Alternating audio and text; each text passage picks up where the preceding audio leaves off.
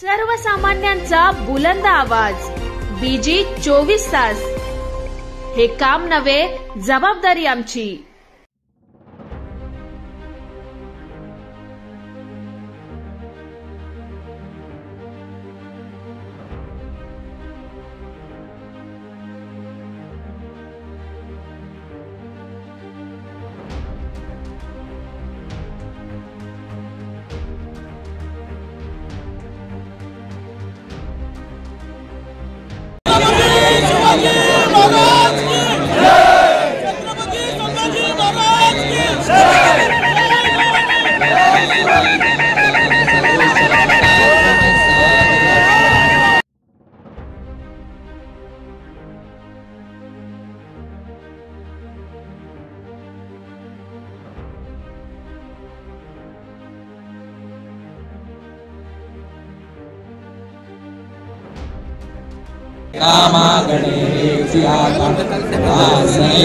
दृढचाल भावे भूदेव संतांसी सदा नमावे.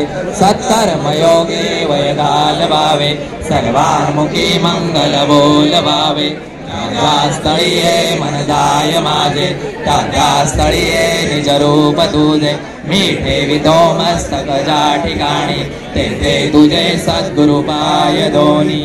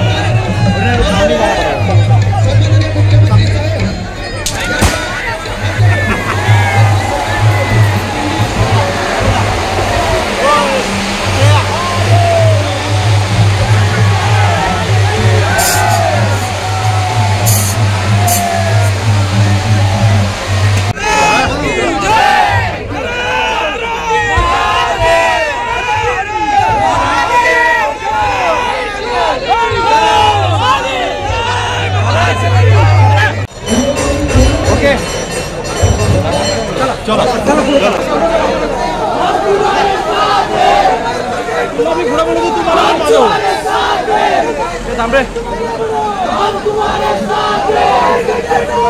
अरे सर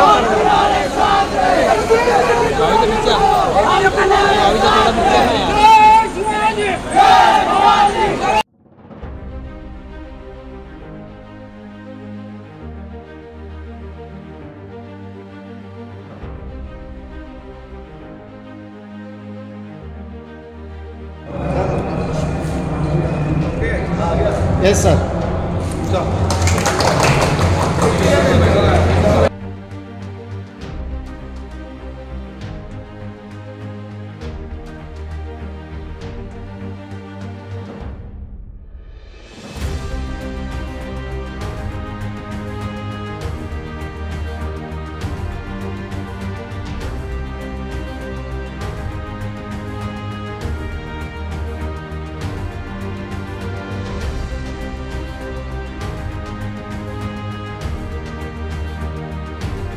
आणि त्यानंतर आरपीआयचे जिल्हा अध्यक्ष असणारा माझा सहकारी मित्र नरेंद्रजी गायकवाड आणि बीजेपीचे सगळे माझे सहकारी आणि या ठिकाणी मोठ्या संख्येने उपस्थित असणारे माझे सर्व शिवसैनिक, सर्व श्री सदस्य आणि तमाम वारकरी संप्रदायांना मी मनापासून या ठिकाणी मानाचा जय महाराष्ट्र या ठिकाणी करतो।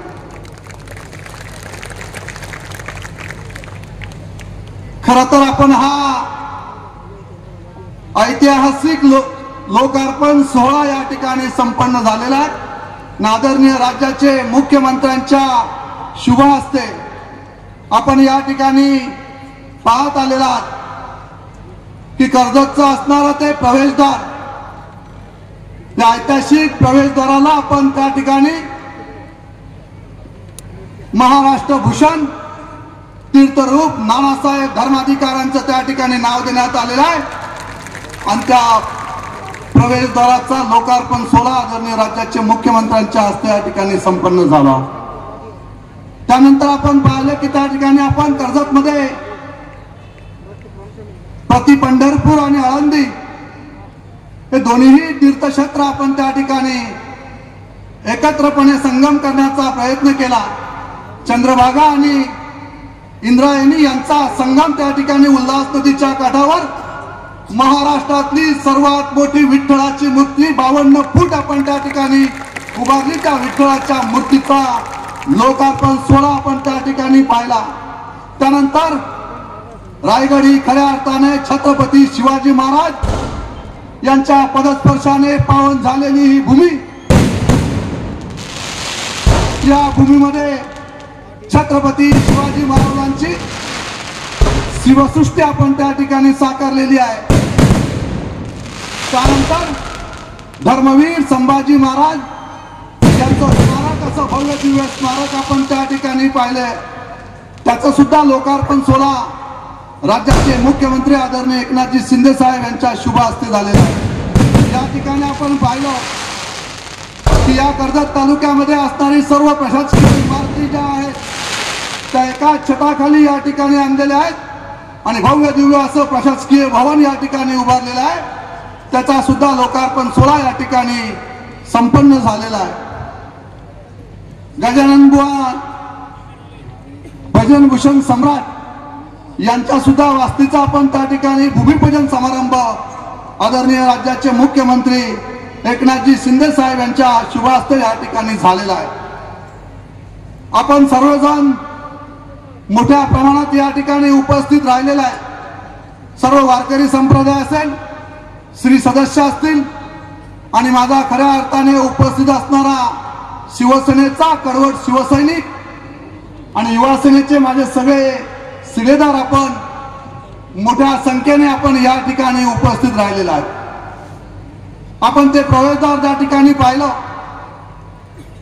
महाराष्ट्र भूषण तीर्थरूप नानासाहेब धर्माधिकाऱ्यांचं नाव त्या ठिकाणी देण्यात आलेलं आहे। खऱ्या अर्थाने नानासाहेब धर्माधिकाऱ्यांनी या महाराष्ट्रासाठी, या देशासाठी जे योगदान खऱ्या अर्थाने दिलेलं आहे आपल्याला सगळ्यांना माहिती आहे। व्यसनमुक्त व्हावं, हा समाज एकसंघ व्हावं आणि खऱ्या अर्थाने या समाजाची प्रगती व्हावी आणि म्हणून आपल्या दिनक्रमामध्ये नानासाहेब धर्माधिकाऱ्यांचे विचार आपण आचरणात आणले पाहिजेत आणि हीच खऱ्या अर्थाने त्या प्रवेशद्वाराला खऱ्या अर्थाने ते स्मारक जे उभं राहिलेलं आहे त्या स्मारकाच्या रूपाने त्यांचे विचार आपल्यामध्ये रुजले गेले। साहेब विजय हे जे काही ऐतिहासिक लोकार्पण सोहळा या ठिकाणी संपन्न झालेले आहे, हे उद्घाटन आपण या ठिकाणी खऱ्या अर्थाने केलेली आहे. मी या ठिकाणी साहेब ही उद्घाटने म्हणणार नाही, तर खऱ्या अर्थाने साहेब हा विचारांचा वारसा आहे आणि हा वारसा आम्हाला पुढच्या पिढीपर्यंत साहेब आम्हाला या ठिकाणी भविष्याच्या असणाऱ्या आमच्या युवा पिढीला आम्हाला या ठिकाणी द्यायचं आहे. आणि म्हणून महाराष्ट्र ही संतांची भूमी आहे, महाराष्ट्र ही संस्कृती चालवणारी भूमी आहे आणि या भूमीतून खऱ्या अर्थाने हे विचार आपल्याला साता समुद्रा पलीकडे घेऊन जायचं आहे. आणि म्हणून आज मोठ्या प्रमाणात या ठिकाणी आपण पाहिलं की वारकरी संप्रदाय मोठ्या प्रमाणात या ठिकाणी उतरलेला आहे आणि वारकरी संप्रदायाच्या माध्यमातून भव्य दिव्य अशी विठ्ठलाची मूर्ती आपण या ठिकाणी साकारलेली आहे आणि या विठ्ठलाच्या मूर्तीमधूनच आपण खऱ्या अर्थाने पती पंढरपूर पती आळंदी हे माझ्या वारकरी बांधवांनी या सगळ्या संतांनी दिलेलं जे योगदान आहे, हे योगदान आपल्याला कदापि या ठिकाणी विसरता येणार नाही. आणि म्हणून आज या ठिकाणी मोठ्या प्रमाणात आपण सारेजण या ऐतिहासिक वास्तूचं लोकार्पण सोहळा संपन्न होत असताना आपण या ठिकाणी उपस्थित राहिलेला आहे. छत्रपती शिवाजी महाराजांनी दिलेलं योगदान हे तुम्हाला साऱ्यांनाच कदापि विसरता येणार नाही. आणि म्हणून रामदास स्वामींनी दासबोधामध्ये असं म्हटलेलं आहे, या भूमंडलाचे ठाई धर्मरक्षी ऐसा नाही, महाराष्ट्र धर्म हिंदू धर्म राहिला काही तुम्हा कारणे. या महाराष्ट्रामध्ये हिंदू धर्म जर राहिला असेल तो फक्त आणि फक्त छत्रपती शिवाजी महाराजांमुळे शिल्लक राहिला आणि या शिवाजी महाराजांचे मावले म्हणून आम्ही सारेजण या ठिकाणी उभे आहोत आणि म्हणून आपण हे सारेजण मोठ्या संख्येने या ठिकाणी उपस्थित आहात. आज मला या ठिकाणी ही उपस्थिती पाहून आपण त्या ठिकाणी पाहिलं तर सोहळा हा ऐतिहासिक आहे. साहेबांची पडलेला शाबासकीची थाप हीच माझी खऱ्या अर्थाने 4 वर्षामध्ये जी विकास कामे या मतदारसंघामध्ये आम्ही केलेली आहेत त्याचं खऱ्या अर्थाने साहेबांनी दिलेली शाबासकी हेच आमचं खऱ्या अर्थाने पारितोषिक आहे. मित्रांनो, या 4 वर्षामध्ये अनेक ऐतिहासिक कामे या मतदारसंघामध्ये आतापर्यंत आपण या ठिकाणी केलेली आहे. जवळजवळ साहेब 4 वर्षामध्ये 800 कोटी रुपयाचा निधी या मतदारसंघामध्ये आतापर्यंत आपण आणलेला आहे आणि आज या ठिकाणी जे ऐतिहासिक लोकार्पण सोहळा संपन्न होत आहे, जी भूमिपूजन या ठिकाणी झालेले आहेत, जवळजवळ भरतशेठ 272 कोटी रुपयाचे निधी आपण या ठिकाणी आज लोकार्पण सोहळा या ठिकाणी संपन्न होत आहे, त्याचं भूमिपूजन आज या ठिकाणी झालेलं आहे. आणि म्हणून आज आपण या ठिकाणी सारेजण मोठ्या संख्येने आपण या ठिकाणी उपस्थित आहात. साहेब आज खऱ्या अर्थाने या ठिकाणी आलेले आहेत. मला बरंच काही बोलायचंय, परंतु साहेबांना दिल्लीवरून फोन चालू आहे आणि त्यांना मुंबई येथे अर्जंट त्या ठिकाणी जायचं आहे. परंतु साहेब या मतदारसंघाची परिस्थिती आपल्या समोर मांडतोय. या मतदारसंघाने आतापर्यंत खूप सोसलेला आहे. हा मतदारसंघ वंदनीय बाळासाहेबांच्या विचाराने प्रेरित झालेला हा मतदारसंघ आहे आणि या मतदारसंघाचा आमदार म्हणून मी आपल्या समोर उभा आहे. आपण दिलेला वेळोवेळी आशीर्वाद, आपण दिलेलं सहकार्य या माध्यमातून सातत्याने मी आपल्या बरोबर ठामपणे उभा आहे. मी या ठिकाणी साहेब 5 मिनिटं थोडी आपली जास्त घेतोय, परंतु मला क्षमा असावी. मी या ठिकाणी मित्रांनो आवर्जून तुम्हाला या ठिकाणी सांगेन की एक किस्सा साहेबांबद्दल मी या ठिकाणी नक्कीच आपल्याला 2 मिनिटं सांगणार आहे. साहेब 20 जूनचा तो दिवस होता. त्या दिवशी आम्ही विधान भवन मध्ये विधान परिषदेचं मतदान केलं आणि विधान भवनच्या बाहेर उभे राहिलो. साहेब माझ्या समोर उभे होते. साहेबांनी मला सांगितलं आम्हाला की चला आपल्याला जायचंय. कुठे जायचंय माहित नव्हतं, परंतु साहेबांचा आदेश हा शेवटचा आदेश होता आणि आम्ही तात्काळ रायगडचे 3ही आमदार गाडीमध्ये बसून निघालो. बघता बघता आम्ही सुरतला पोहोचलो. सुरतला पोहोचल्यानंतर त्या ठिकाणी 5 आमदार आम्ही त्या ठिकाणी उपस्थित होतो. साहेब आमच्या समोर अगोदर पोहोचलेले होते. साहेब तिथे उपस्थित होते. साहेबांचा तो चेहरा पाहिला. साहेब थोडेसे नाराज दिसले, दुःखी दिसले. एवढं मोठं शिवधनुष्य पेळायचं होतं मित्रांनो. दुःख तर साहजिक असणारच. वंदनीय बाळासाहेबांच्या चरणी कायमस्वरूपी आपलं संपूर्ण आयुष्य वेचलेलं नेतृत्व त्यावेळेस ते दुःखी पाहिलं आणि माझ्यातला कडवट शिवसैनिक जागा झाला. मी साहेबांच्या समोर आलो. साहेबांना म्हटलं, साहेब तुम्ही दुःखी दिसताय, तुम्ही टेन्शन घेऊ नका, आम्ही कायमस्वरूपी तुमच्याबरोबर ठामपणे उभे आहेत. आमचे परतीचे दोर कापले गेलेले आहेत। आमच्या शेवटच्या श्वासापर्यंत आम्ही तुमच्याबरोबर ठामपणे उभे राहू हा शब्द साहेबांना त्या ठिकाणी दिला। साहेबांनी मनापासून चेहऱ्यावर हास्य केला आणि मला बोलले, महेंद्र धन्यवाद। त्यावेळेस साहेबांची ती केविलवाणी परिस्थिती पाहिली। परंतु मित्रांनो, सुरत असेल, गुवाहाटी असेल, गोवा असेल, गोव्यापर्यंत पोहोचलो। सर्व राजकीय परिस्थिती व्यवस्थित करून साहेब रात्री गोव्याला पोहोचले। कानामध्ये जाऊन सांगत होतो, साहेब काही झालं तरी चालेल, पण महाराष्ट्राचे मुख्यमंत्री तुम्हीच झाले पाहिजे। साहेब बोलले, नाही रे, परिस्थिती बघून आपण निर्णय घेऊ। मी बोललो, साहेब काहीही करा।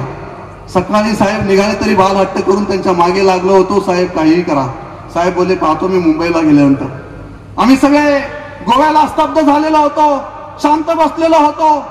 अचानकपणे आम्ही टीव्हीवर पाहिलं की आमचं नेतृत्व महाराष्ट्राचे मुख्यमंत्र्याची शपथ घेत होते। हे पाहून आम्ही सारेजण त्या ठिकाणी अचंबित झालो। आणि त्याच वेळेस वंदनीय बाळासाहेबांचे शब्द मला आठवले। साहेब, आजही आपण पाहताय की माझ्या ऑफिसमध्ये ते शब्द लिहिलेले आहेत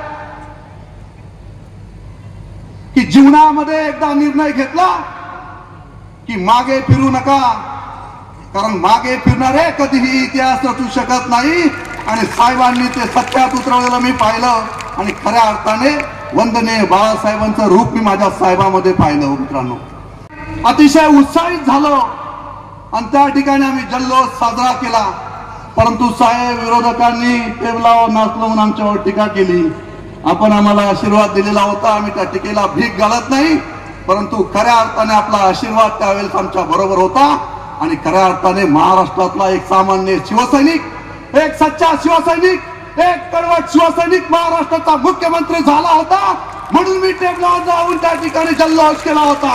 ज्या गोष्टीचा सारखा अभिमान आहे हे साहेब तुमच्या समोर मला सांगायचं होतं। या दिवसाची मी वाट पाहत होतो की अतिशय आम्ही ते सहन करत होतो, आम्हाला ते सहन होत नव्हतं। अतिशय आम्हाला त्या गोष्टीचा त्रास त्या ठिकाणी होत होता। परंतु साहेब, आम्ही संस्कृतीचं जतन करणारे कार्यकर्ते आहोत। वंदनीय बाळासाहेबांच्या विचारांचे जतन करणारे आम्ही कार्यकर्ते आहोत। परंतु आमच्यावर अनेक प्रकारचे त्या ठिकाणी टीका टिप्पणी झाली, परंतु त्या गोष्टीला आम्ही भीक घालत नाही, कारण महाराष्ट्राला खऱ्या अर्थाने जे लागणारं नेतृत्व होतं ते आम्हाला मिळालं होतं। मी एक सामान्य शिवसैनिक आहे, मी एका शेतकऱ्याचा मुलगा आहे। माझे वडील खासदार आमदार कोणी नाही साहेब। राजकीय काही पार्श्वभूमी नसताना साहेब या मतदारसंघाच्या जनतेने मला या मतदारसंघाचा आमदार म्हणून निवडून दिलेला होता। आज खऱ्या अर्थाने ते पारणे साहेब आज माझ्या डोळ्यासकट माझ्या वडील या ठिकाणी उपस्थित आहेत। माझे आई वडील साहेब मालकरी आहेत। त्या सगळ्यांच्या साक्षीने राणे महाराजांचा आशीर्वाद घेतला साहेब। 2019ला मी विधानसभेच्या निवडणुकीला सामोरे गेलो। या वारकरी संप्रदायाच्या उपस्थित असणाऱ्या रामदास महाराज असतील, जाधव महाराज असतील, या सगळ्यांचा आशीर्वाद घेतला साहेब। आणि संपूर्ण वारकरी संप्रदाय रस्त्यावर उतरून आमदार महेंद्र थोरवेला आमदार करण्यासाठी रस्त्यावर उतरला। आज पती पंढरपूर आळंदी या ठिकाणी साकारली गेली, यापेक्षा भाग्य त्या साहेबांचं। हीच आमची खऱ्या अर्थाने पुण्याई आहे। तुम्ही दिलेला आशीर्वाद, तुमचा असणारा सहकार्य आम्ही आयुष्यभर विसरणार नाही साहेब। आणि म्हणून साहेब, जाता जाता आपल्याला जायचंय, आम्हाला बरंच काही या ठिकाणी बोलायचं होतं, परंतु नेक्स्ट टाइम नक्कीच आपल्याकडे जास्त वेळ साहेब आम्ही घेऊ। परंतु आम्हाला जाता जाता नक्कीच साहेब या ठिकाणी मी सांगेन की जी या मतदारसंघामध्ये आता 800 कोटी रुपयाचा निधी तर आपण दिलेला आहे, आम्ही आता काय मागणार आपल्याकडे। परंतु साहेब, जे प्रश्न या ठिकाणी प्रलंबित आहे या प्रश्नांना वाचा फोडण्यासाठी आपल्याला सांगतो साहेब। या कर्जत, खलापूर असेल, संपूर्ण रायगड जिल्ह्यातून साहेब पेन अर्बन बँकेचा फार मोठा प्रश्न साहेब आहे। आणि साहेब, आपण मंत्रालयामध्ये पेन अर्बन बँकेची आपण बैठक घेतली आणि या बैठकीमध्ये आपण सूचना सुद्धा केलेल्या आहेत। परंतु साहेब, सरकार म्हणून आतापर्यंत आपण अनेक ऐतिहासिक निर्णय घेतलेले आहेत। इथे बसलेल्या सगळ्यांच्या भावनांचा तो प्रश्न आहे साहेब। पेन अर्बन बँकेचा ईडीचा असताना हस्तक्षेप बाजूला करा आणि ज्या संचालक मंडळाच्या प्रॉपर्ट्या ज्या आहेत त्या प्रॉपर्टीचा शासनाने लिलाव करावा। काही प्रॉपर्टी सिडको असेल त्या सिडकोच्या ताब्यात द्यावा आणि हे पैसे उभे करून माझ्या शेतकरी बांधवांना आणि माझ्या पेन अर्बन बँकेच्या खातेदारांच्या खात्यामध्ये पैसे आपण द्यावे। शासनाने याची भूमिका आपण साहेब त्या ठिकाणी घ्यावी। आणि साहेब, खऱ्या अर्थाने कर्जत शहरामध्ये आपण या ठिकाणी आलेले आहेत। 1995ला युती सरकार साहेब या ठिकाणी आलं, त्यावेळेस साहेब ही वॉटर स्कीम आम्ही या ठिकाणी उभारलेली आहे। आज वाढतं शहरीकरण लक्षात घेता साहेब या ठिकाणी कर्जतच्या वॉटर स्कीमला साहेब टेक्निकल सँक्शन या ठिकाणी मिळालेलं आहे। 54 कोटीची साहेब ही वॉटर स्कीम आहे। या वॉटर स्कीमला आपण राज्य शासनाच्या माध्यमातून मंजुरी द्यावी अशा पद्धतीने साहेब या ठिकाणी भुयारी मार्ग आहे, तो पलीकडे रेल्वेच्या निघतो साहेब. या भुयारी मार्गाला आपण प्रशासकीय मंजुरी साहेब त्या ठिकाणी दिलेली आहे. या भुयारी मार्गाला कैलासवासी अनंत काका जोशींचं नाव आम्ही त्या ठिकाणी देणार आहोत. त्याचा सुद्धा आपण त्या ठिकाणी साहेब आम्हाला निधी उपलब्ध करून द्यावा. डॉक्टर बाबासाहेब आंबेडकरांचं भवन साहेब आतापर्यंत जी ऐतिहासिक कामे या ठिकाणी झालेली आहेत, आमची साऱ्यांची आंबेडकर चळवळीच्या माझ्या सगळ्या सहकाऱ्यांची सगळ्यांचीच आपल्याला या ठिकाणी विनंती आहे. 5 कोटी रुपयाचा निधी आम्हाला तुम्ही आंबेडकर भवनसाठी साहेब त्या ठिकाणी उपलब्ध करून द्या.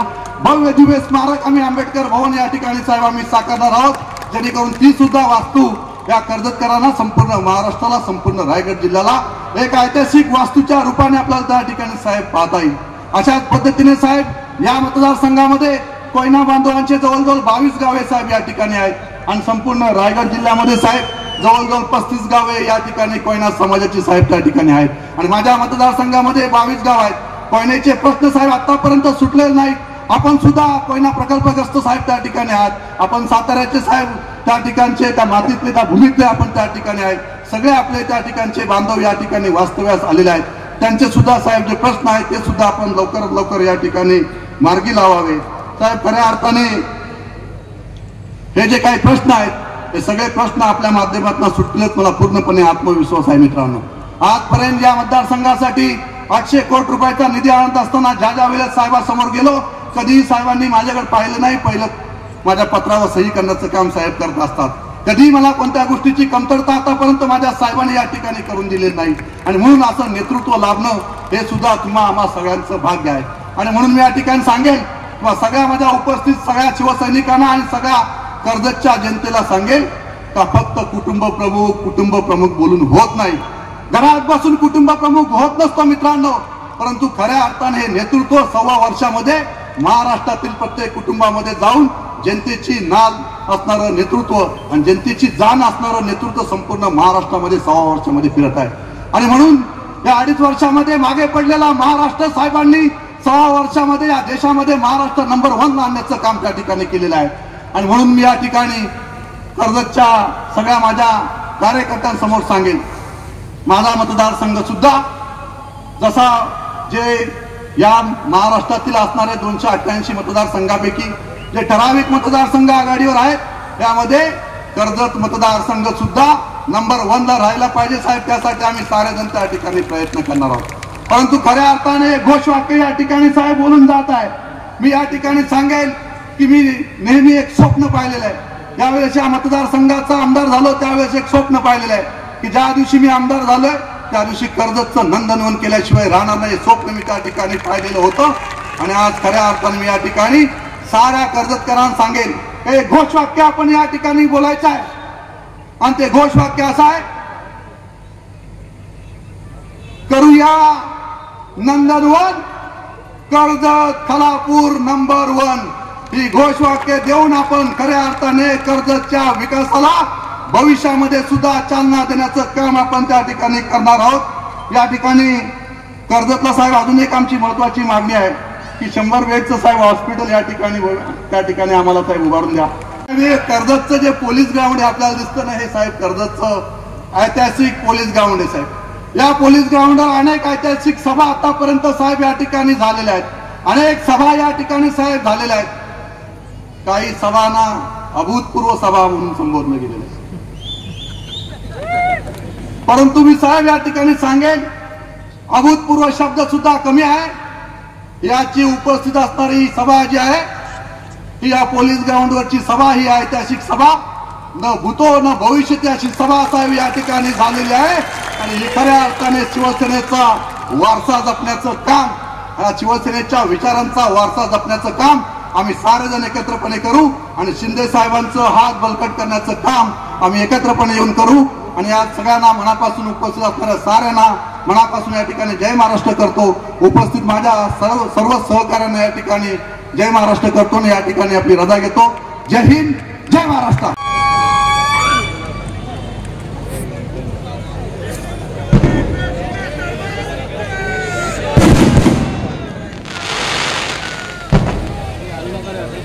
छत्रपती शिवाजी महाराज की जय भवानी.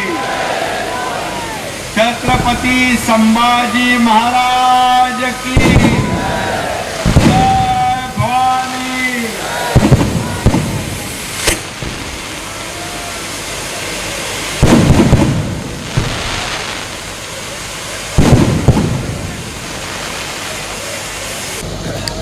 आणि कर्जत या छत्रपती शिवाजी महाराजांच्या पदस्पर्शाने पावन झालेल्या भूमीत ऐतिहासिक परंतु समोर जनसागर देखील महासागरा एवढा मोठा। खरं म्हणजे आज जिथून सुरुवात झाली तिथून पाहिलं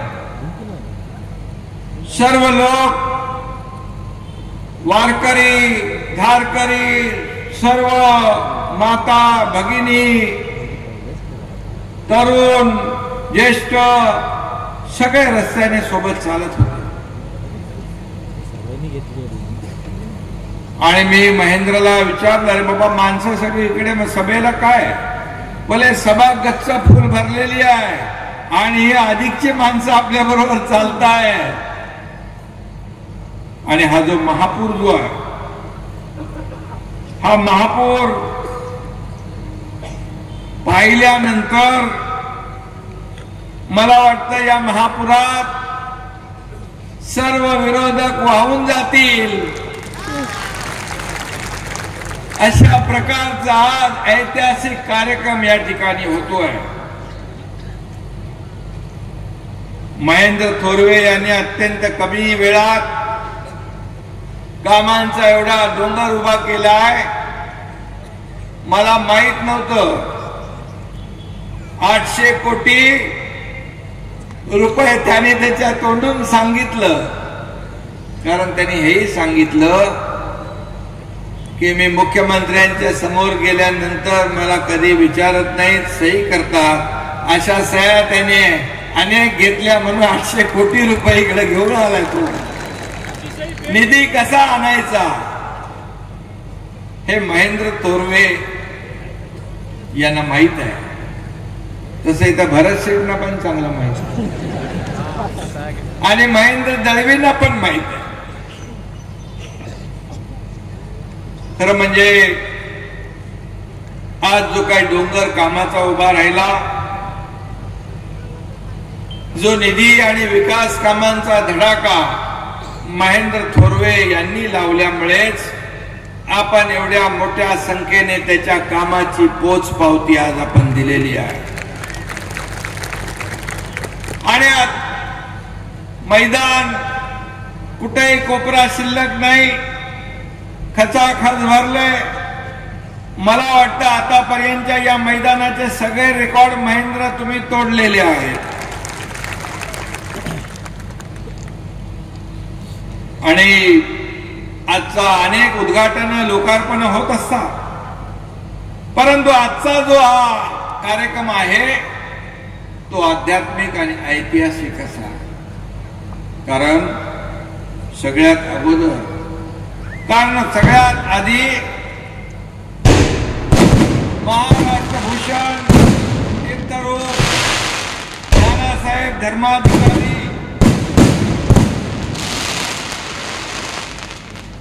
यांच्या नावाच्या अतिशय भव्य अशा प्रवेशद्वाराचं लोकार्पण झालं। खरं म्हणजे नानासाहेबांनी तर स्वतःचं सगळं आयुष्यच सर्वसामान्यांसाठी लोकार्पण केलं। सर्वसामान्याच्या आयुष्यामध्ये चांगले दिवस आले पाहिजे, त्याची दुःख दूर केली पाहिजे, त्याच्या जीवनामध्ये बदल झाला पाहिजे। अशा प्रकारचं जसं आपण सागरामध्ये एक दीपस्तंभासारखं एक नेतृत्व पाहतो, तसं त्यांनी या महाराष्ट्राला मार्गदर्शन केलं आणि घराघरामध्ये मनामनामध्ये पोहोचण्याचा प्रयत्न केला। त्यांच्या नावाचं भव्य दिव्य असं प्रवेशद्वार, त्यांच्या कार्याला साजेसं भव्य दिव्य प्रवेशद्वार या ठिकाणी महेंद्र थोरवे यांनी केलं. त्याबद्दल मी महेंद्र थोरवे यांचं मनापासून अभिनंदन करतो. आणि पद्मश्री डॉक्टर अप्पासाहेब धर्माधिकारी समर्थपणे पुढे नेत आहे, सचिन दादा नेत आहे आणि अनेक स्त्री सदस्य या कार्यक्रमामध्ये सहभागी झालेले आपण पाहिलं. आणि त्याचबरोबर खरं म्हणजे हे कर्जत तालुक्यासाठी हे मुख्य प्रवेशद्वार अतिशय सगळ्यांना प्रेरणा आणि ऊर्जा देणारं ठरेल अशा प्रकारची खात्री या ठिकाणी व्यक्त करतो. कारण आज मी आपल्या समोर मुख्यमंत्री म्हणून उभा, बऱ्याचशांना महेंद्र दळवीला सगळ्यांना माहित आहे. आयुष्यामध्ये जेव्हा दुःखाचे प्रसंग येतात तेव्हा कोणीतरी पाठीराखा असावा लागतो. तसा धर्मवीर आनंद दिघे साहेब, बाळासाहेब, तसेच आप्पासाहेब देखील. आणि म्हणून आज पुढे आल्यानंतर पांडुरंगाची 52 फुटाची मूर्ती या ठिकाणी उभी राहिलेली आपण पाहिली. मला वाटतं राज्यामध्ये नाही, देशामध्ये नाही, जगभरामध्ये पांडुरंगाची एवढी मोठी मूर्ती महेंद्र थोरवेने इकडे उभी केलेली आहे. आणि पांडुरंग आपला विठोबा सांगताय की मी इथं उभा आहे, तुमच्या सगळ्यांवर माझं लक्ष आहे, तुम्ही निर्धास्त राहा, सुखी राहा, आनंदी राहा, अशा प्रकारची मुद्रा त्यांच्या चेहऱ्यावर आहे. असंख्य वारकरी इकडे आहेत. अनेक वारकऱ्यांना महेंद्र थोरवे यांनी चेकचं योगदान दिलंय. खरं म्हणजे वारकरी संप्रदाय हा या राज्यामध्ये, देशभरामध्ये कीर्तनाच्या माध्यमातून समाज प्रबोधनाचं काम करत असतो, समाज घडवण्याचं काम करत असतो, समाजाला सन्मार्गाकडे आणण्याचं काम करत असतो. आणि म्हणून आज पांडुरंगाची भव्य दिव्य अशी या ठिकाणी मूर्ती उभी राहिली आहे. तिथं प्रति आळंदी पंढरपूर असं नाव महेंद्र थोरवे यांनी दिलंय. नदीचा संगम दाखवला. प्रति आळंदी म्हणा, प्रति पंढरपूर काही म्हणा, पण साक्षात विठ्ठलाप्रती आपली भक्ती असेल तर कुठली शक्ती आपल्याला रोखू शकणार नाही, हे त्रिवार सत्य आहे. आणि म्हणून विठ्ठलाच्या साम्राज्यात आपण सगळे सुरक्षित आहोत. हजारो वारकऱ्यांची उपस्थिती आणि अत्यंत भक्तिमय व जल्लोषपूर्ण वातावरण या ठिकाणी पाहायला मिळालं. मी आज खऱ्या अर्थाने मला एक आनंद, एक समाधान, एक अभिमान वाटला की एवढ्या मोठ्या संख्येने या कार्यक्रमामध्ये या भागातली जनता, बांधव, भगिनी, माता, सगळे लहान मुलं, ज्येष्ठ सगळे चालत होते. मुंगीला शिरायलाही जागा नव्हती. अशा प्रकारचा भूतो न भविष्यतो असा कार्यक्रम, याची देई याची डोळा मला अनुभवायला मिळाला, याचं मला खरं म्हणजे समाधान आहे. आल्यानंतर विठ्ठलाचा आशीर्वाद घेऊन पुढे आल्यावर हिंदवी स्वराज्याचे संस्थापक, महाराष्ट्राचं आराध्य दैवत छत्रपती शिवाजी महाराजांची शिवसृष्टी दाखवली.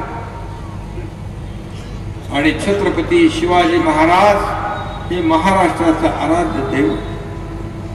आज त्यांच्या काळात झालेले गडकोट किल्ले आपण पाहिले, कसे किल्ले बांधले असते, कसं त्यावर पाणी, तिथे तोफा, एवढे मोठे मोठे किल्ले एवढ्या उंचावर तेव्हाचं आर्किटेक्चर, इंजिनिअरिंग, त्यांची दूरदृष्टी, एक कुशल संघटक आणि कुशल प्रशासक म्हणून छत्रपती शिवाजी महाराजांचा एक आदर्श डोळ्यासमोर आपण ठेवून काम करतोय. प्रत्यक्षात शिवसृष्टी या ठिकाणी अनुभवायला मिळाली आणि बाजूला छत्रपती संभाजी महाराजांचा भव्य असा पुतळा त्या ठिकाणी आपण पाहिला. आणि खऱ्या अर्थाने छत्रपती संभाजी महाराज हे अत्यंत शूर आणि पराक्रमी वीर होते. तिथं नतमस्तक होताना त्या काळामध्ये झालेले अत्याचार, काय त्यांची सहनशीलता, यातना, अत्याचार करूनही त्यांनी भगव्याची लाज राखली. शत्रू समोर ते झुकले नाही आणि छत्रपती शिवाजी महाराजांचं नाव राखण्याचं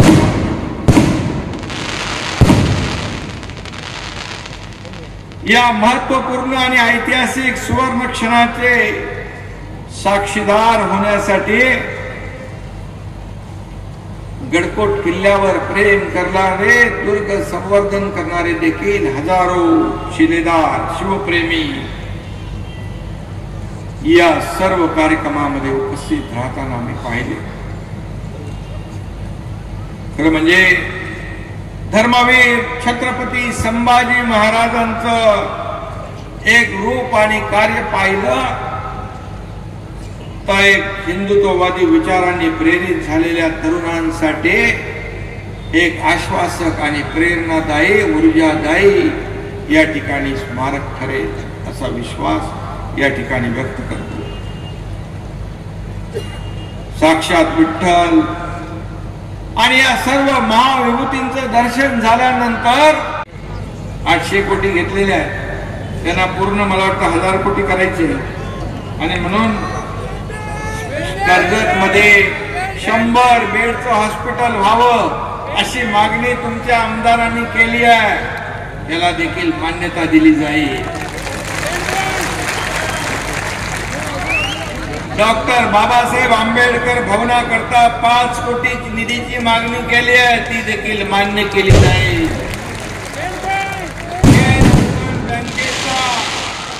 पेन अर्बन बँकेचा प्रश्न जो आहे तो देखील त्याच्यामध्ये लक्ष घालून त्याला देखील न्याय देण्याचं काम होईल.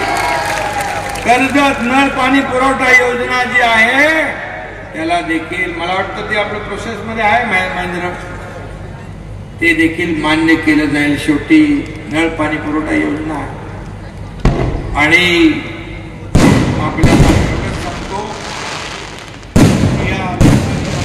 विश्वास दाखवलेला, त्या विश्वासाला सार्थ ठरवण्यासाठी, त्यांच्या मूलभूत सोयी सुविधा सोडवण्यासाठी सरकार कुठेही कमी पडणार नाही.